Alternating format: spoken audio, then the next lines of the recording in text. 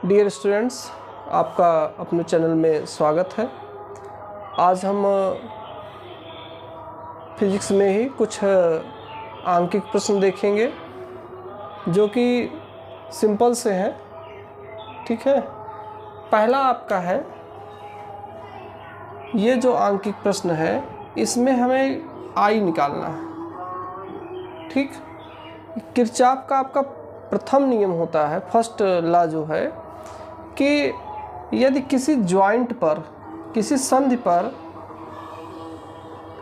कई धाराएं आके मिलती हैं तो समस्त धाराओं का जो बीजगणितीय योग होता है, अलजेब्रिक जो सम होता है, वो 0 होता है। अलजेब्रिक सम 0 का मतलब ये है कि जो धारा आ रही है बराबर हो जाएगा जो धारा जा रही है। आने वाली धारा बराबर जाने वाली धारा, या समस्त धाराओं का, ठीक है, साइन के साथ उनका जो सम क्या होगा, 0 होगा। जैसे इसमें देखिए, आने वाली धारा I1 है और जाने वाली धारा क्या है, I2 है। बराबर क्या हो जाएगा, आने वाली धारा I1 और I2 है और जाने वाली धारा क्या है, I3 और I4 है। इसका मतलब ये हुआ कि ये एक जॉइंट है। ठीक है, यहाँ पर ये दो धाराएं आके मिली और मिलने के बाद ये दो पार्ट में ब्रेक हो गए इस तरीके से। ठीक, अगर एक पार्ट में और ब्रेक होती, मान लीजिए I5 था, तो ये जो आके मिली हैं ये 3 पार्ट में ब्रेक हुई हैं, तो यहाँ पे I5 हो जाएगा। चाहे आप ऐसे कहिए और चाहे ऐसे कहिए, इस तरीके से क्या होता है, अलजेब्रिक सम होता है। अलजेब्रिक सम मतलब क्या होता है कि आने वाली पॉजिटिव अगर ले लेते हैं तो जाने वाली निगेटिव हो जाएगा। I3 plus minus I4 minus I5 equal to क्या हो जाएगा, 0 हो जाएगा। ठीक, इसी नियम के तहत जो किरचॉफ का पहला नियम है, जिसको हम लोग संधि का नियम कहते हैं, धारा का नियम कहते हैं, या आवेश संरक्षण का नियम कहते हैं। ठीक है, इसी नियम पर आधारित आपका ये आंकिक प्रश्न है, जो कि बहुत ही साधारण सा आंकिक प्रश्न है।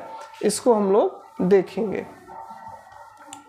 तो इसमें क्या है, देखिए 2 एम्पियर और 2 एम्पियर आके इस संधि पर मिल रहा है।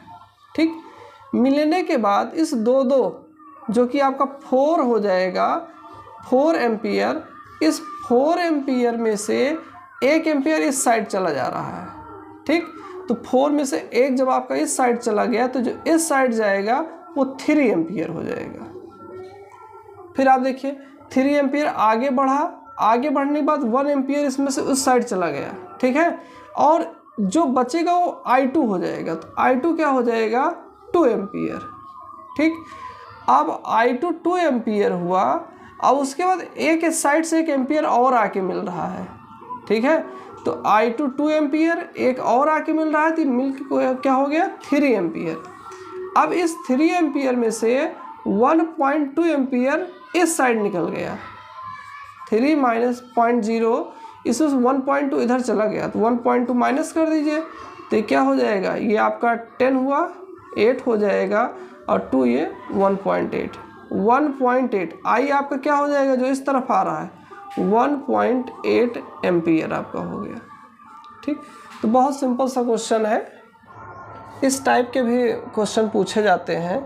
इसमें पूछा जाता है कि ये किसको इंडिकेट करता है, ये चालक है कि कुचालक को इंडिकेट कर रहा है, कि आपका सुचालक, अर्थात ये कंडक्टर को इंडिकेट कर रहा है, इंसुलेटर को, कि आपका ये सेमीकंडक्टर को इंडिकेट कर रहा है। ठीक, तो इसमें 2 बैंड होते हैं, एक आपका ये चालन बैंड होता है और एक संयोजी बैंड होता है। ठीक, संयोजी बैंड से इलेक्ट्रॉन जब आपके चालन बैंड में जाते हैं, ठीक है, बैलेंसी बैंड और कंडक्शन बैंड, तो अगर ये एनर्जी का गैप कम होता है तो इनको यहाँ से यहाँ जाने में बहुत एनर्जी, एक्सटर्नल एनर्जी की आवश्यकता नहीं होती है।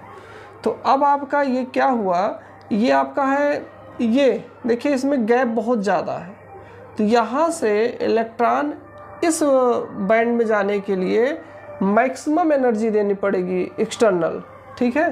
तो ये आपका जो ज़्यादा एनर्जी गैप का जो बैंड होता है, जिसमें दोनों बैंडों के बीच ज़्यादा एनर्जी गैप होता है, ये आपका हो जाता है कुचालक, हिंदी में बोलते हैं, और इंग्लिश में हो जाएगा इंसुलेटर। मतलब ज़्यादा एनर्जी गैप इंसुलेटर के लिए। कम एनर्जी गैप, देखिए इसमें कम एनर्जी गैप है और इसमें दोनों में गैप है ही नहीं, अर्थात बैलेंसी बैंड के जो इलेक्ट्रॉन होते हैं वो नॉर्मल हीट पर ही, नॉर्मल एनर्जी पर ही वो कंडक्शन बैंड में प्रेजेंट रहते हैं, ठीक है। तो ये आपका क्या हो गया, चालक हो गया। और इसमें क्या होता है, बहुत कम गैप होता है, दोनों में गैप होता है, ठीक है, दोनों एक दूसरे के ऊपर ओवरलैप नहीं रहते हैं, गैप बहुत कम होता है, और इसे हम लोग क्या कहते हैं, अर्धचालक कहते हैं, ठीक। अर्धचालक मतलब सेमीकंडक्टर, ठीक है, सेमीकंडक्टर इंग्लिश में कहा जाएगा, या अर्धचालक। तो ध्यान दीजिए, अगर 3 इलेक्ट्रॉन वोल्ट से कम गैप है, ठीक है, तो आपका क्या हो गया, ये अर्धचालक हो गया। बहुत ज़्यादा गैप है तो कुचालक हो गया, और अगर बिल्कुल दोनों एक दूसरे के ऊपर ओवरलैप है तो क्या हो गया, आपका चालक हो गया, ठीक। नेक्स्ट हम लोग इस पर ध्यान देंगे, एक आपका अंकित प्रश्न है, इसको देखिए। जैसे यहाँ देखिए, ये आपका पीएन जंक्शन है, पीएन जंक्शन है, ठीक है, और ये देखिए पीछे का आपका ये पी टाइप होता है, एन टाइप होता है। ये जो आपका पी टाइप है ये पॉजिटिव से कनेक्ट है, और ये भी आपका उसी से कनेक्ट है, तो ये फॉरवर्ड बाइसिंग होगी। फॉरवर्ड बाइसिंग में जो इनका रेजिस्टेंस होगा वो क्या कहते हैं, बहुत कम होता है, 0 हो गया। तो अब इसमें करंट फ्लो होगा। अगर ये पूछ रहा है आपसे कि जो करंट फ्लो हो रहा है उसका वैल्यू क्या है, तो V इक्वल टू आप जानते हो I R, I equal to हो जाएगा V/R, I इक्वल टू हो गया V कितना है आपका 3 वोल्ट, और R कितना हो गया 30। सॉल्व कर लोगे तो I इक्वल टू हो गया 1/10 हो जाएगा, और इसको जब सॉल्व करोगे 0.1 एम्पियर हो गया, ठीक। मतलब ये जब पॉजिटिव यहाँ से कनेक्ट है तो फॉरवर्ड बाइसिंग हुआ, वो फॉरवर्ड बाइसिंग में जो रेजिस्टेंस होगा वो 0 होगा, तो करंट आसानी से जो है फ्लो होगा। और इसी का जब उल्टा हो जाता है, ठीक है, इसी का उल्टा मतलब ये हुआ कि जब ये चीज़, ये जो आपका लगा हुआ है, अगर ये ऐसे हो जाए, ठीक, ये भी ऐसे हो जाए,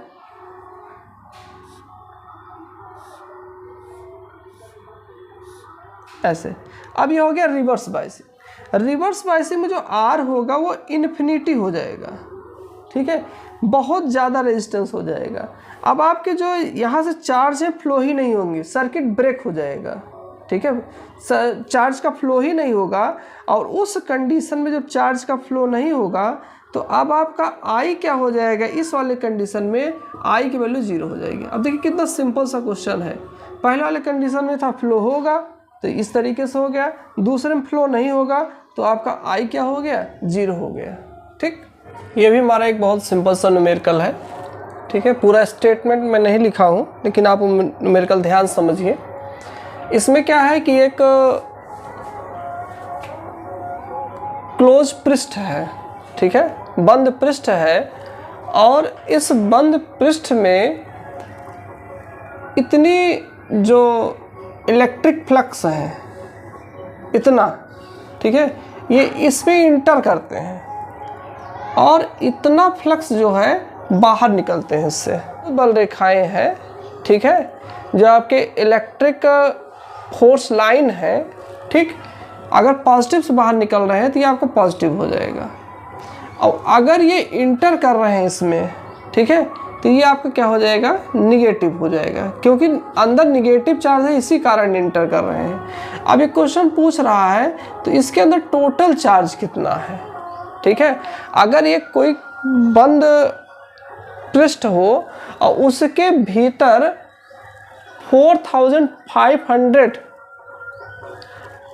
इलेक्ट्रिक फोर्स लाइंस और इतनी इतनी इंटर कर रही हैं और इतनी क्या हो रही हैं, बाहर निकल रही हैं 2500। तो पूछ रहा है कि इसके अंदर कुल कितना चार्ज है। तो हम लोग गाउस के सिस्टम से जानते हैं, गाउस थ्योरम से जानते हैं कि टोटल जो फ्लक्स होगा वो जो चार्ज होगा अंदर उसका एप्सिलॉन नॉट होगा। ठीक, तो Q की वैल्यू हो जाएगी, पहले हम लोग फाई की वैल्यू निकाल लेते हैं। तो टोटल फ्लक्स जो है A आपका हो गया -4500। निगेटिव के साथ लिखेंगे, अगर ये इंटर कर रहा है तो निगेटिव, और अगर ये निकल रहा है तो पॉजिटिव। और उसका लिखने का रीजन भी क्या है, ये भी ध्यान रखिए।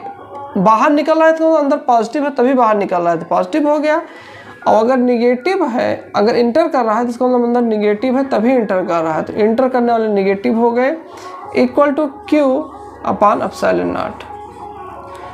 तो ये आपका हो जाएगा, इसमें से माइनस हम लोग करेंगे तो ये हो जाएगा 2000, और भी माइनस साइन के साथ, equal to Q by epsilon naught. Q की वैल्यू हो जाएगी -2000 इंटू एप्सिलॉन नॉट हो जाएगा 8.85 इंटू 10 की पावर -12। ठीक, इसको हम लोग सॉल्व कर लेंगे, -2 इंटू 10 की पावर 3 हो गया, 8.85 इंटू 10 की पावर -12, 2 5 जा 10, 17 हो गया, ये 17 हो गया, और यहाँ पॉइंट लग जाएगा, ये आपका माइनस हो गया। ठीक, अब उसके बाद 10 की पावर -12 है और ये +3 है, तो 10 की पावर आपका हो जाएगा -9 हो जाएगा, इतना कूलाम आ जाएगा।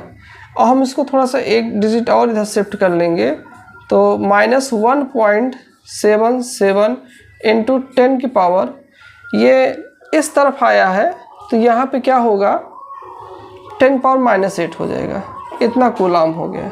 ठीक, तो ये हमारा आ गया, बहुत सिंपल सा क्वेश्चन था कि अगर जो चुंबकीय बल रेखाएं इंटर कर रही हैं उनको हम निगेटिव ले लेंगे, और जो बाहर निकल रही हैं बंद पृष्ठ से, ठीक है, जो आपकी इलेक्ट्रिक जो फ्लक्स है, जो बाहर निकल रहा है उसको हम लोग पॉजिटिव ले लेंगे, और जो अंदर जा रहा है उससे क्या कर लेंगे, निगेटिव ले लेंगे। तो total flux equal to Q by epsilon naught, और हमारी Q की वैल्यू आ जाएगी। ठीक है, आप इसको यहाँ पर -1.8 भी कर सकते हो, क्योंकि 7 जो है ग्रेटर देन 5 है सेकेंड डिजिट, तो ये आपका 10 की पावर -8 हुआ। यहाँ देखिए 10 की पावर -8 कैसे हुआ, इसको भी हम कई बार बताए हैं कि ये आपका जो 17.7 है, इसको हम लोग क्या करते हैं, 10 से डिवाइड किए और 10 से इंटू किए। तो जब 10 से हम लोग ये डिवाइड वाला देखिए, जब इसको हम कट करेंगे तो पॉइंट एक डिजिट इधर आ जाएगा, और ये आपका हो जाएगा जो 10 है, यहाँ 10 की पावर 1 है, तो 1 - 9 क्या हो जाएगा, -8 हो जाएगा। ठीक, तो अच्छा न्यूमेरिकल था, ज़रूर आप ध्यान दीजिएगा। एक आप देखिए ये आंकिक प्रश्न देखिए, ये जैसे आपका चालक गोला है, ठीक है, मतलब गोलीय कोश है, बीच में खाली है, बीच में पूरा भरा हुआ नहीं है, ठीक है, और इस पर पॉजिटिव चार्ज है। तो आप जानते हो इसके अंदर इलेक्ट्रिक फील्ड क्या होती है, 0 होती है।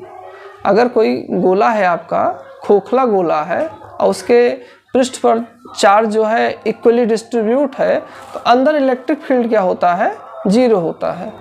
तो पूछा ये जा रहा है कि अगर अंदर इलेक्ट्रिक फील्ड 0 है तो वहाँ पर विभव क्या होगा। ठीक, तो हम लोग जानते हैं कहीं ना कहीं विभव जो होता है वो इलेक्ट्रिक फील्ड से ही उसका संबंध है। ठीक है, तो इसलिए अगर आप कहोगे E 0 है तो वहाँ V भी क्या होगा, V 0 नहीं होगा, वहाँ पे V क्या होगा, नियत रहेगा। ठीक है, मतलब 0 नहीं कहेंगे इसको, हम ये कहेंगे कि B जो होगा नियत होगा, और उसका यहाँ पर जो सेंटर से दूरी का ये सिस्टम है कि यहाँ दूरी कुछ है, यहाँ दूरी कुछ है, यहाँ कुछ होगा, यहाँ ऐसा कुछ नहीं होगा। मतलब जो हमारा B का फार्मूला होता है 1/4 पाई epsilon naught Q by R, जो कि डिस्टेंस के हिसाब से चेंज होता है, ये लेकिन तब होता है जब इलेक्ट्रिक फील्ड के प्रेजेंस में, ठीक है, इलेक्ट्रिक फील्ड आपका नहीं है तो V आपका क्या हो जाएगा, नियत हो जाएगा, कांस्टेंट हो जाएगा। अंदर पूरा गोलीय कोश के पृष्ठ के अंदर जो होगा ये आपका V क्या होगा, नियत रहेगा। इसका रेडियस से कोई मतलब नहीं होगा। ठीक, अब इसी क्रम में एक क्वेश्चन आपका बहुत अच्छा और है। हमें निकालना है A और B पॉइंट पर विभव निकालना है और उसके बाद फिर उनका डिफरेंस निकालना है। ठीक है, A और B पॉइंट पर विभव निकालना है, इनका डिफरेंस निकालना है। ठीक, तो जरा ध्यान दीजिए, A पर जो विभव होगा, पहली बात तो विभव का जो फार्मूला है अभी जस्ट बताइए आपको, 1/4 पाई epsilon naught Q by R होगा। अब आप यहाँ पर जो विभव है, यहाँ पर विभव इस चार्ज के कारण भी है और इस चार्ज के कारण भी है। तो हम लोग कहेंगे VA पर जो विभव है इस चार्ज के कारण 1/4 पाई epsilon naught Q by x। इस चार्ज की यहाँ से दूरी क्या है, x है। और इसी पर विभव इस चार्ज के कारण भी है। दोनों विभव अलग अलग निकाल के ऐड कर लेंगे, प्लस 1/4 पाई एप्सिलॉन नॉट, ये क्या हो जाएगा, माइनस Q, डिस्टेंस क्या हो जाएगा, x प्लस y। अब यही चीज B के लिए भी, B पर विभव इसके कारण 1/4 पाई epsilon not minus Q upon x, plus इस पर विभव इसके कारण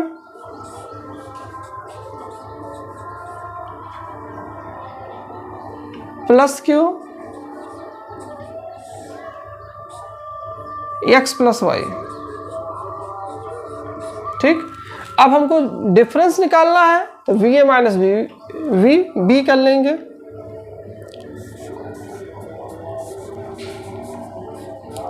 ठीक, देखिए इसका इसमें से माइनस करेंगे। ठीक, तो जरा ध्यान दीजिए, ये और ये दोनों एक जैसे हो जाएंगे, माइनस था तो प्लस हो जाएगा, तो आपका हो जाएगा ऊपर 2Q 4 pi epsilon naught x, 2Q 4 pi epsilon naught x। यहाँ देखिए ये माइनस में है, ये भी माइनस में आपका हो जाएगा, तो माइनस Q 2Q हो जाएगा, 4 pi epsilon naught x plus y। ठीक, अब हम लोग इसको सॉल्व कर लेंगे। देखिए 2Q कॉमन कर लोगे आप और 4 पाई एप्सिलॉन नॉट कॉमन कर लोगे,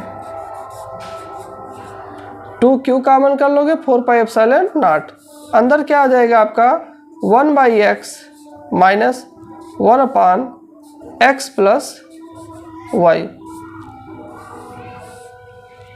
ठीक, हम लोग VA माइनस VB निकाल लेंगे।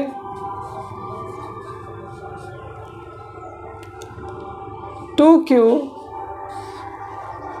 4 पाई एप्सिलॉन नॉट आपका यहाँ पे हो जाएगा x प्लस y, और x प्लस y हो जाएगा, ये x प्लस y हो गया, और फिर ये होगा माइनस x,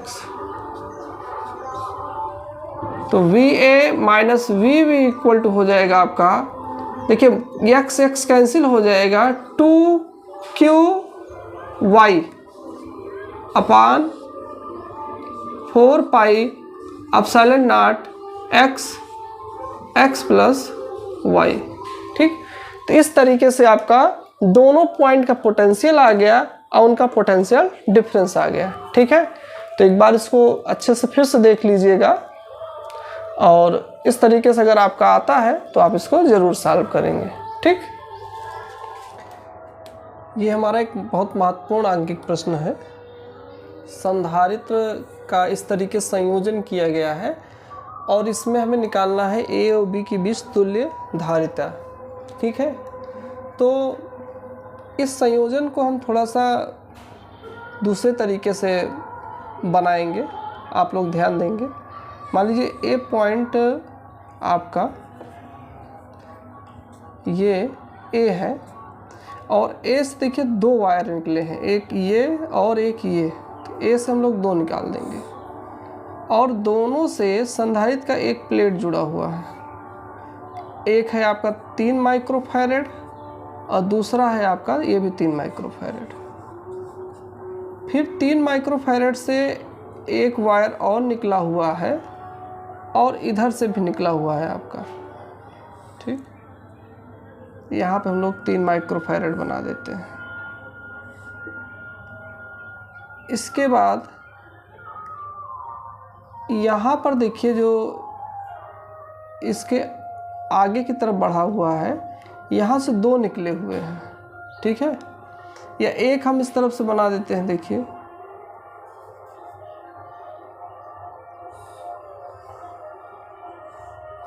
ये आपका 6 हो गया और यहीं से एक पार्ट इधर भी निकला हुआ है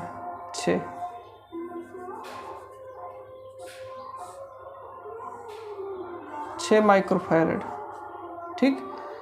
अब ये 6 का जो ये पार्ट है और इसका जो 3 का एक पार्ट है, ठीक है। अब बीच में एक लग जाएगा, बीच में आपका हो जाएगा 8 माइक्रोफैरड, इस तरीके से। ये आपका डी हो जाएगा, ये आपका सी हो जाएगा, ये, ठीक। पूरा सिस्टम आपका इस तरीके से बनेगा, जो कि एक प्रकार से देखा जाए 3x3 और ये 6x6 ये ब्रिज है, व्हीटस्टोन ब्रिज है, और जो कि संतुलन की अवस्था में है। तो संतुलन की अवस्था में क्या होता है कि जो हमारा ये डायगोनल है, जो विकर्ण है, इसमें करंट फ्लो नहीं होता है, ठीक है। तो इसका मतलब ये पूरा का पूरा रहेगा ही नहीं, प्रकार समझिए। इसमें करंट नहीं फ्लो होगा तो इस जो ये कैपेसिटर है इसका कोई मतलब नहीं है, ठीक। सेम चीज़ आपका यहाँ के लिए भी कोई मतलब नहीं है और यही चीज़ यहाँ के लिए भी कोई मतलब नहीं, ये चीज़, ठीक। जब आपका ये नहीं रहेगा तब आप देखिए, ध्यान दीजिए, तब आपका ये और ये सीरीज हो जाएगा, ये और ये सीरीज हो जाएगा, ठीक है। 3 माइक्रोफैरड और 6, और हम लोग जानते हैं सीरीज में जो होता है 1/c dash equal to 1/3 plus 1/6। Series में जो होता है, जो हमारा संधारित्र होता है, इसका जो संयोजन होता है 1/c equal to 1/c1 plus 1/c2 होता है। और वहीं हमारा रेजिस्टेंस जो होता है अगर सीरीज में होता है तो R equal to R1 plus R2 होता है, ठीक। अब चूंकि ये सीरीज में है तो ये आपका हो गया, और यहाँ से हमारा जो कैपेसिटेंस आएगा 6 हो जाएगा, और ये आपका ऊपर 3 हो जाएगा, ठीक। 1/c डैश 3 कैसे होगा जरा ध्यान दीजिएगा। जैसे 3 और 6 कैल्शियम 6 हो गया, 3 2 जा 6 और 2 1 जा 2, और ये 6 1 जा 6, यहाँ पे 1 हो गया, 3/6। तो हम इसका रेसिप्रोकल कर देंगे तो c इक्वल टू हो जाएगा 6/3। तो ये आपका हो जाएगा 2 माइक्रोफैरड, ठीक। 2 यहाँ हो गया और ये 2 इसके लिए भी हो गया, ठीक है। तो ये हमारा c डैश कितना आ गया 2, और c डबल डैश भी आ जाएगा 2 माइक्रोफैरड, और जो 1/c हो जाएगा, जो इक्विवेलेंट रेजिस्टेंस हो जाएगा 1/c dash plus 1/c double dash हो जाएगा, मतलब हाफ प्लस हाफ, और हाफ प्लस हाफ हो जाएगा 1 माइक्रोफैरड, ठीक। तो ये आपका आ गया इक्विवेलेंट रेजिस्टेंस, ठीक है। तो इम्पॉर्टेंट न्यूमेरिकल है, ध्यान दीजिएगा। अगर इस तरीके से ऊपर और नीचे जुड़ा है और यहाँ पे ये सेम है तो तुरंत आप समझ जाइए कि बीच वाला नहीं रहेगा, ठीक। बीच में हमारा क्या था 8 माइक्रोफैरड ऐसे, तो ये बीच वाला आपका नहीं रहेगा, और ये जब नहीं रहेगा तो 2 आपका सीरीज में हो जाएगा, सीरीज में, उसके बाद फिर क्या हो जाएगा पैरेलल हो जाएगा, ठीक, हम लोग इसी न्यूमेरिकल को जरा दूसरे तरीके से देखते हैं, ये आपका समझ में आ गया होगा। ठीक, अगर ये बिल्कुल यहाँ रहे ना और ये कनेक्टेड रहे ऐसे, ठीक, ये भी ना ऐसे नहीं, बस ऐसे ही। ठीक, सेम आप ये चीज़ देखोगे यहाँ पर भी ऐसे ही है रेजिस्टेंस के लिए। ये जैसे यहाँ पर कनेक्शन है बिल्कुल सेम ऐसे कनेक्शन यहाँ पर भी है। अब इस कंडीशन में इक्विवेलेंट रेजिस्टेंस अगर आपसे पूछ लिया जाता है तो क्या करेंगे आप? तो अब जरा आप देखिए कनेक्शन, पहले देखिए दिखने में तो लग रहा है सीरीज है, ठीक है। अब आप देखोगे मान लीजिए ये पॉजिटिव है तो ये भी पॉजिटिव हो गया, यहीं से ये कनेक्टेड है तो ये भी पॉजिटिव, ये भी पॉजिटिव। सारी एक पॉजिटिव प्लेटें एक पॉइंट से कनेक्ट है। और उसके बाद आप देखिए अगर ये निगेटिव मान लीजिए इधर से, तो ये निगेटिव, ये प्लेट, मतलब जो कैपेसिटर लगा है उसकी एक पॉजिटिव प्लेट एक पॉइंट से कनेक्ट है और उसकी एक निगेटिव प्लेट एक पॉइंट से कनेक्ट है। तो आप लोग जानते हो, अच्छे से जानते हो, उसमें कोई दिक्कत नहीं है। अगर कैपेसिटर का एक पॉजिटिव एक पॉइंट से कनेक्ट हो और निगेटिव एक पॉइंट से कनेक्ट हो तो कैसा कनेक्शन होता है? Parallel connection. और पैरेलल कनेक्शन में C इक्वल टू हो जाता है C1 plus C2 plus C3। तो आपका यहाँ पर क्या हो जाएगा, 3 microfarad plus 8 microfarad plus 6 microfarad. तो 6 3 9, 9 और 8 क्या हो जाएगा, 8 8 16 और 17 माइक्रोफैरेड। ठीक, तो ये आपका इक्विवेलेंट कैपेसिटेंस आ गया। इम्पॉर्टेंट ये भी है और ये आप लोग स्वयं से सॉल्व करोगे, ठीक है, और कमेंट में इसका आंसर दोगे। ये आपका रेजिस्टेंस है, ध्यान रखिएगा। हम इसको देख लेते हैं, इस क्वेश्चन को। ये भी इम्पॉर्टेंट क्वेश्चन है, पूछा गया है आपका। ठीक, आप अपनी तैयारी करते रहिए, साथ में जो वीडियो हमारा जाता है आप उसको भी देखेंगे तो उससे आपका लाभ ही होगा। जरा ध्यान दें, ये पूरा समायोजन है। अब इस समायोजन में ये पूछा गया है कि ये जो 4 माइक्रोफैरेड है इसका वोल्टेज क्या होगा, इस पर वोल्टेज डिफरेंस क्या होगा। ठीक, तो जरा ध्यान दीजिए, ये 3 3 3 समांतर में है। समांतर में अभी हम लोग चर्चा किए हैं, समांतर में अगर रहता है तो वो ऐड हो जाता सीधा सीधा, तो 3 3 3 ऐड हो जाएंगे, आपका हो जाएगा 9 माइक्रोफैरेड। ठीक, तो ये पूरा इसके जहां हम लिख देते हैं 9 माइक्रोफैरेड, इस पूरा जो आपका था इसके जहां हमारा हो जाएगा 9 माइक्रोफैरेड ये। ठीक, अब जरा ध्यान दीजिए आप, 9 और 18 सीरीज में है। सीरीज में आपका हो जाएगा 1/18 प्लस 1/9, ये बाई C डैश मान लेते हैं। 18 एलसीएम 1 हो गया, 9 2 जा 18 2 हो गया, तो 1/C डैश इक्वल टू हो जाएगा 3/18, तो C डैश हो गया 6 माइक्रोफैरेड। ठीक, 6 माइक्रोफैरेड हो गया। अब हमारा इन दोनों के स्थान पे क्या हो जाएगा, 6 माइक्रोफैरेड हो जाएगा, ये सीधा एक 6 माइक्रोफैरेड।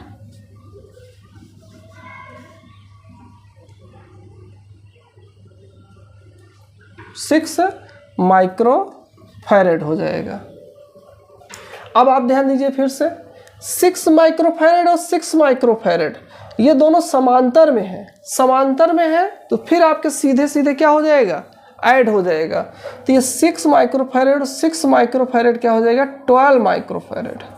ठीक, ये आपका टोटल 12 माइक्रोफैरेड हो गया। तो हम इसको सीधा लिख लेते हैं 12 माइक्रोफैरेड। चूँकि पैरेलल में था तो पैरेलल में हम लोग जानते हैं कि वो सीधे ऐड हो जाता है। कितना हो गया आपका, 12 माइक्रोफैरेड हो गया।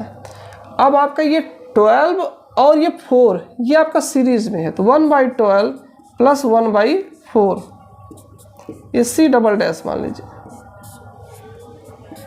तो ये 12 और 4 का एलसीएम क्या हो जाएगा, 12 आ जाएगा। तो ये 1 हो गया और ये 3 हो गया, 3 1 4 हो गया, 4/12, ठीक, 4 3 जा 1/3 हो गया। तो C डबल डैश क्या हो गया, 3 माइक्रोफैरेड। C डबल डैश हो गया आपका 3 माइक्रोफैरेड। मतलब ये टोटल जो आपका आया इक्विवेलेंट इसका कैपेसिटेंस वो आया 12 माइक्रोफैरेड। अब देखिएगा सीरीज कनेक्शन होता है तो ध्यान दीजिएगा, सीरीज में क्या होता है कि जो चार्ज इसको मिलेगा वही चार्ज इसको भी मिलेगा, चार्ज सेम होता है, बल्कि पोटेंशियल अलग अलग होगा, B1 और B2 होगा, लेकिन चार्ज क्या होगा, सेम होगा। तो अब आप देखिए कि ये चार्ज कितना दे रहा है यहाँ से, और ये जो चार्ज देगा इनके इक्विवेलेंट पोटेंशियल, इनके इक्विवेलेंट कैपेसिटेंस के हिसाब से देगा दोनों के। तो वो कितना आया है, 3 आया है। तो हम देख लेंगे Q = CV होता है, कितना चार्ज जो है यहाँ से रिलीज होगा बैटरी से, C आपका आ गया है 3 माइक्रोफैरेड और ये आपका है 2, तो 6 माइक्रोफैरेड, 6 माइक्रोफैरेड चार्ज क्या होगा, रिलीज होगा। ठीक, यही 6 माइक्रोफैरेड इसको भी मिलेगा, यही इसको भी मिलेगा। अब हम इसका पोटेंशियल निकाल लेते हैं। V1 = क्या हो जाएगा, Q/C, और Q इसका कितना होगा, 6 माइक्रोफैरेड, और C कितना है, 4 माइक्रोफैरेड। ठीक, माइक्रो माइक्रो कैंसिल हो जाएगा आपका, और ये 4 1 जा 4, बाकी 4 5 जा, ये आ गया इतना वोल्ट। 1.5 वोल्ट इसका हो जाएगा, ध्यान दीजिएगा, 1.5 वोल्ट इसका हो जाएगा और 0.5 वोल्ट इसका हो जाएगा। ठीक, तो इस तरीके से आप लोग अपनी तैयारी करते रहिए। ठीक है, थैंक्स फॉर वॉचिंग वीडियो।